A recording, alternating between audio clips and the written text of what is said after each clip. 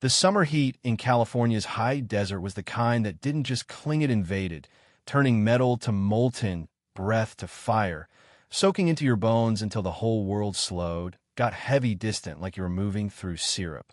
The sky overhead, just this endless slab of blue, no clouds, no hope of relief, and all of it pressing down on that battered strip of Desert Highway 18, slicing the Mojave like a scar that time forgot. That road had stories, most of them left behind along with the bones of old dreams, but none as strange as what happened at a little auto salvage shop, that Summer Washington Auto and Salvage, name barely legible on a faded awning. The last echo of a father who'd spent his whole life fixing things everyone else had written off. Now, it was just home to a kid too young for the weight he carried. Tyler Washington, 14, sharp-eyed, steady, moved like he'd grown right out of the place. Calloused hands, shirt streaked with sweat and oil, skin browned by the sun and the dust, not privilege. Inside the shop, everything felt old but cared for, tools worn smooth by love, air thick with grease, and that stubborn pride that comes from refusing to let the world forget you. Tyler's mom was always gone, 2 jobs to keep the lights on, so it was mostly him alone, bent over busted radiators, the half-dead radio spilling out Marvin Gaye and Aretha, the sound of better times filling in the silences. The world outside barely moved in that heat. Flies staggered, dust drifted, and Tyler, he dug into a job no one else would touch, rebuilding the transmission of an old Dodge that hadn't run in a decade. That's what he did, took what was broken, made it work. Friends? Nah, not really. Other kids, they kept their distance.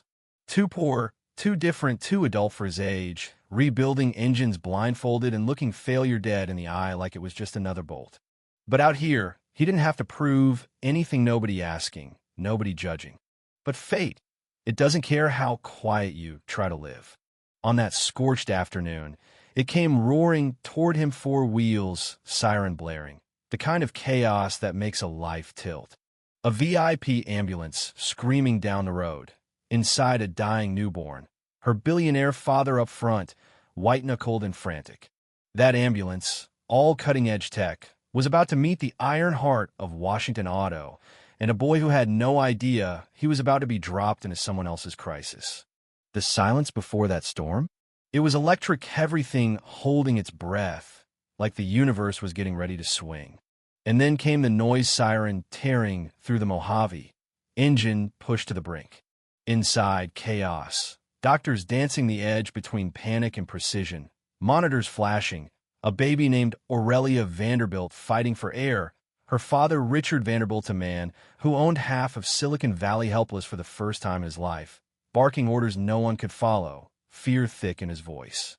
"Drive faster," he roared, but there were no shortcuts, and the heat only melted patience into madness.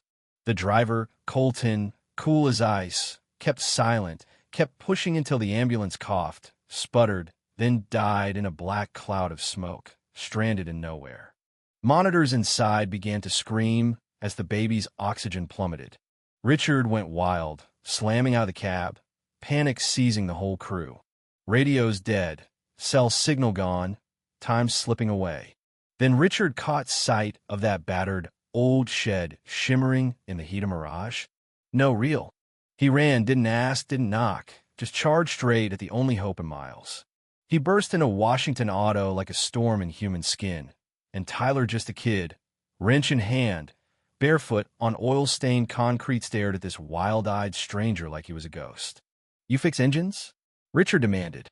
Tyler nodded, more out of instinct than understanding, and suddenly he was being dragged out the door, toolbox shoved at him. "If you can't fix it, she dies." That hit like a slap. Tyler didn't hesitate. He ran.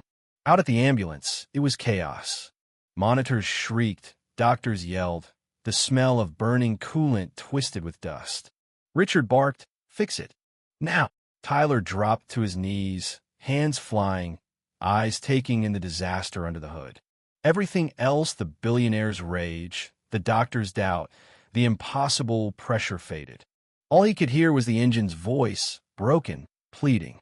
"It's your cooling pump," he muttered, more to the machine than anyone else.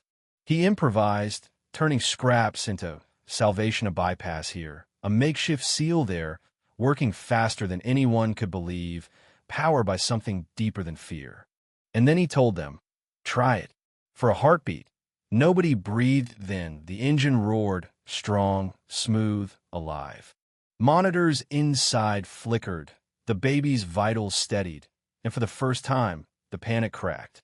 Richard, stunned, stared at Tyler not as a pawn, but as a lifeline. The doctor, Dr. Reyes, whispered, "He's gifted." And even the hard-nosed nurse, Jasmine, felt her heart catch. Out in the Mojave, a miracle had come from grease-stained hands and raw nerve. But the fight wasn't over. Tyler told them, "She'll run, but you'll need to watch her. This patch might not last." Richard didn't argue, just snapped, "Then get in." There was respect, or maybe just desperation, in his voice now. Tyler climbed into the ambulance, sealing himself inside a new world, cold, sterile, packed with blinking machines and more money than he'd ever seen in one place. The ambulance roared to life, sirens splitting the desert as Colton raced for the city. Inside, the air vibrated with tension, Tyler glued to the gauges, every mile a gamble. Then, halfway to Cedars, the engine hiccuped again. Tyler felt it in his bones, saw the coolant spike. "We're overheating," he called. He dove for the access panel, releasing pressure, improvising with whatever was at hand. A medical clamp here, and 4-tube. They're ignoring the nurse's warning, refusing to wait for permission. Blood smeared his arm, pain swallowed by focus. The engine stabilized, bought the minutes, but just as hope flickered, the baby crashed, her tiny chest fluttering, monitors screaming. Dr. Reyes worked fast, needles and paddles flying, and by a miracle, Aurelia's vitals steadied. Tyler slumped against the wall, exhausted, knowing they were still on a knife edge. When the ambulance finally hit city limits, escorted by police, Tyler rode shotgun with fate. Inside that steel rocket, everyone changed. The doctor learning to trust a barefoot teen, the nurse seeing a kid become a man, the billionaire swallowing his pride for his daughter's sake. Tyler, crouched by the engine bay, was no longer just a mechanician, was the spine of hope holding it all together. The last mile was war.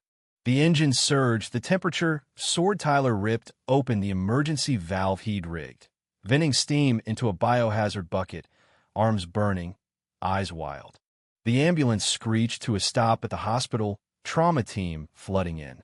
Tyler stumbled out into the glare, hands shaking, chest heaving, the roar of his patched miracle still echoing in his ears.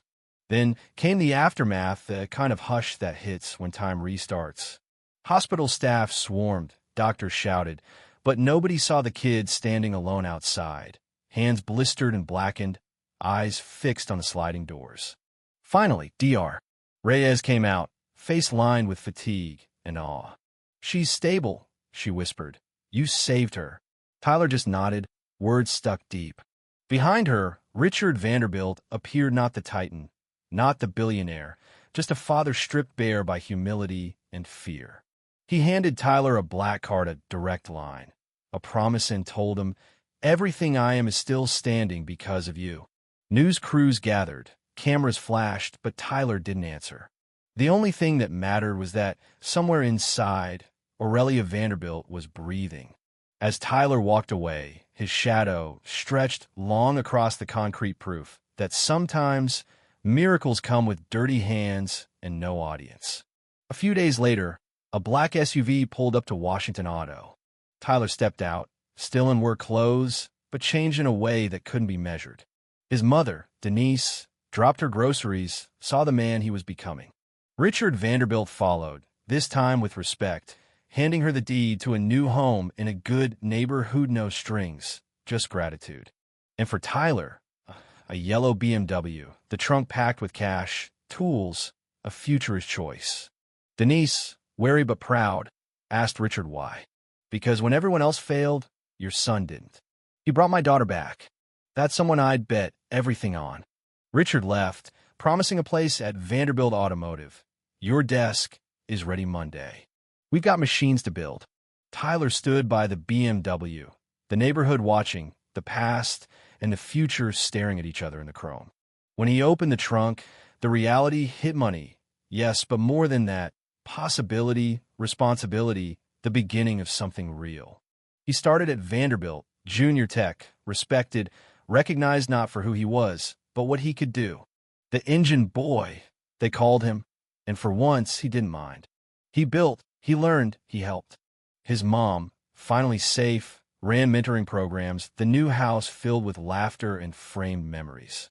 Tyler worked late, drove the BMW through city nights, not to dream, but to plan fixing the future, not the past. Years passed, piston stroke fast. By 18, Tyler was a prodigy consultant, innovator, leader. Still, he returned to that shed in the desert, rebuilt it as a sanctuary for forgotten kids, turning Washington Auto into Washington Performance and Rescue Garage, a beacon for those who needed more than a classroom, a chance for the underestimated. He built a fleet of solar repair trucks, taught workshops for free, started a scholarship in his father's name. In his office, he kept his father's red toolbox, the first diagnostic sheet he ever wrote grease-streaked, sacred. Sometimes, alone at night, he'd sit in the quiet and listen not for applause, but for that silence, the same one that filled the Mojave the day he stepped up, rewrote fate, and proved you don't have to have a title to matter. And that's how it ends, not with thunder, but with a steady hum, the sound of something built right, running strong and never stopping. So you tell me, what would you do, standing in Tyler's shoes? Is justice about who's got the money or who's got the will? Share your story, your thoughts, your truth. Right and wrong, privilege, and grit sometimes. All it takes is one act to change everything.